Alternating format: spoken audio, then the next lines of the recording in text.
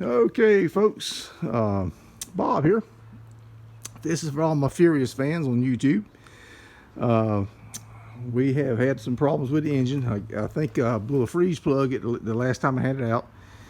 I don't think the block's cracked. I think it's a freeze plug. Either way, we're going to pull the 400 out. And looks like I'm going to be buying an engine from a fellow racer, a 440.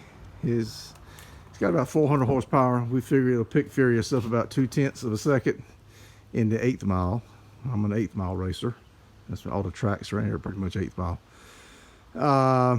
In the meantime, though, I'm going to go ahead and take this 440 block that I started on pre-COVID or during COVID. I couldn't get parts for. I'm going to go ahead and send it to the machine shop. And I'm going to have it bored out, hopefully 30 over, and have cam bearings put in it. And I've already had the crankshaft turned. Like I said, I already started on this motor. So the crankshaft's in that box. It's turned 10 on the mains and 20 on the rods. It is a cast crankshaft. Not real crazy about that, being 20 on the rods, but it is what it is. I've got brand new bearings to go with it. These are the heads from that this engine here. This engine here, it's 452 heads.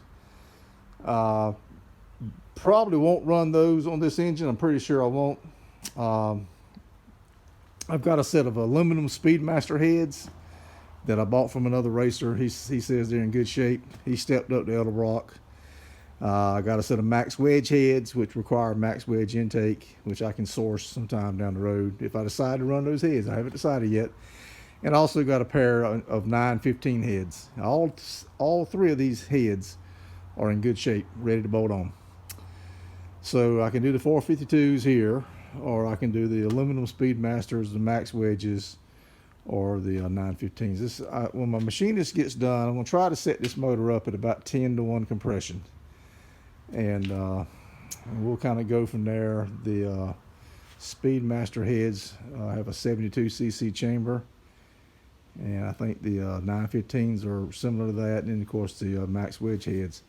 I'm not sure what the chamber is on those, but I believe it's probably closer to 82, 83, something like that. I'm not sure.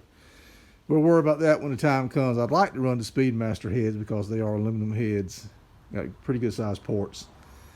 And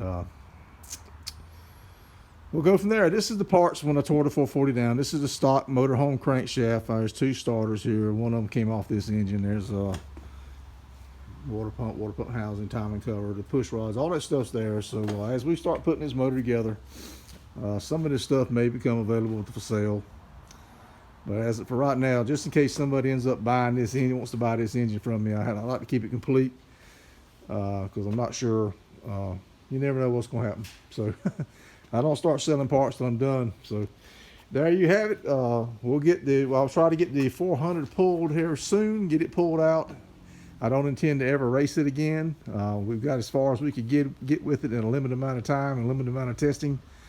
I was hoping for a little bit better, but just not enough time to sort it out. It's the original motor to the car. The VIN number on the block matches the VIN number on the dash. Don't want to hurt that motor, so we're gonna pull it out, set it aside. The day comes when I want to retire and sell this thing. I'll offer the original motor up to whoever wants to buy this car.